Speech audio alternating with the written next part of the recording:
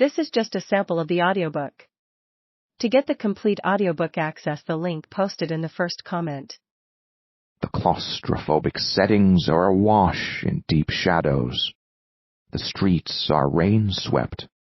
It always seems to be night, and the atmosphere's charged and angst-ridden. We know the stories. We love the noir style, at once romantic and pessimistic. We sympathize, maybe even identify, with the doomed anti-hero. The anxiety and sense of alienation are uncomfortably familiar. All true enough, but what does any of this have to do with philosophy? Actually, quite a lot, as it turns out. First, what is film noir? And immediately we find ourselves on philosophical ground. Questions both about the essence of a thing, what makes it what it is, and about definition are philosophical in nature. Critics tend to identify the classic noir period as falling between 1941 and 1958, beginning with John Huston's The Maltese Falcon and ending with Orson Welles' Touch of Evil, two masterpieces of noir. This period, not coincidentally, lasts from America's involvement in World War II through the post-war era. We can easily identify classic film noir by the constant opposition of light and shadow, its oblique camera angles, and its disruptive compositional balance of frames and scenes, the way characters are placed in awkward and unconventional positions within a particular shot, for example. But besides these technical cinematic characteristics, there are a number of themes that characterize film noir, such as the inversion of traditional values and the corresponding moral ambivalence. For example, the protagonist of the story, who traditionally is the good guy, in noir films often makes very questionable moral decisions.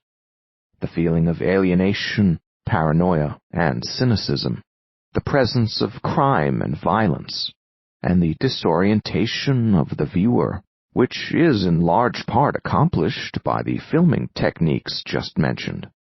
Some paradigmatic examples of classic films noir are Double Indemnity, directed by Billy Wilder in 1944, The Postman Always Rings Twice, by Tay Garnett in 1946, The Big Sleep, by Howard Hawks in 1946, and Out of the Past, by Jacques Tourneur in 1953.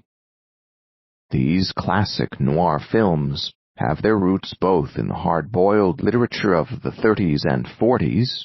Think here, for example, of James M. Cain, Raymond Chandler, David Goodis, and Horace McCoy, and in the German-Austrian immigration during and after the war, given that a number of very important writers, directors, and other film technicians were German or Austrian émigrés.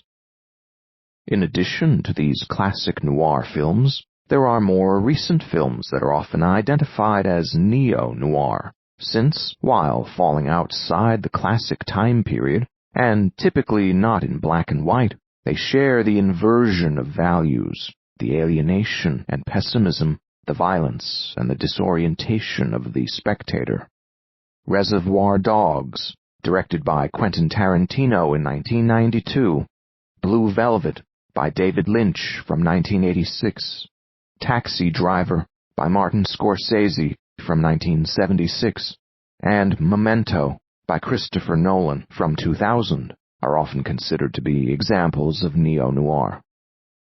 Now, French existentialist philosophy was contemporaneous with classic film noir and shares some of its themes, if not its outlook and tone.